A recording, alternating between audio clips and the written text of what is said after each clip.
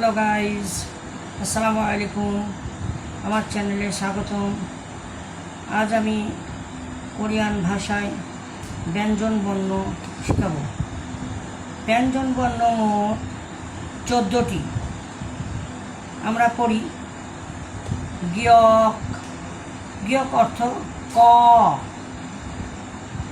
আবার এই গিয়ক গও হয়, সেটা নিচেরই, এটা আমরা যাব। তারপর খিয়ক অর্থাৎ খ, নিয়ন অর্থাৎ তন্ত ন। আবার আমরা গিয়ক করব। গিয়ক মানে গয়ের উচ্চারণও আসে, আবার ক্ষয়ের উচ্চারণও আসে, আবার কয়ের উচ্চারণও আসে। গিয়ক ছিয়ত ছ, নিয়ম ম।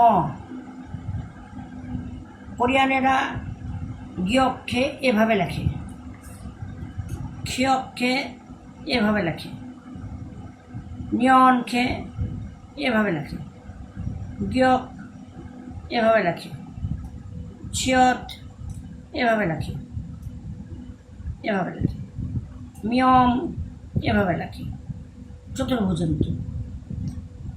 এবার আমরা কিছু শব্দ শেখা যাক। যেমন আমরা যাকে ভাত বলি, কোরিয়ান ভাষায় বলে ভাব। বয়ের উচ্চারণ আসে এখানে, ভাব। চাল আমরা যাকে বলি, ওরা বলে ছাল।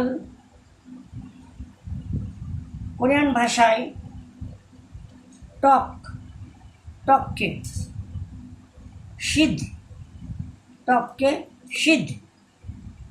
আর ঝালকে মেবতা, ঝালকে মেবতা।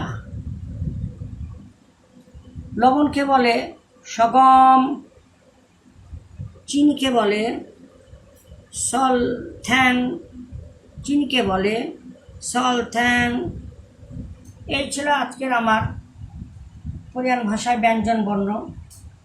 ব্যঞ্জন বর্ণ এখানে আমি 6টা দিয়েছি, আরও 9টা নেক্সট ক্লাসে দিব ইনশাআল্লাহ। আসসালামু আলাইকুম।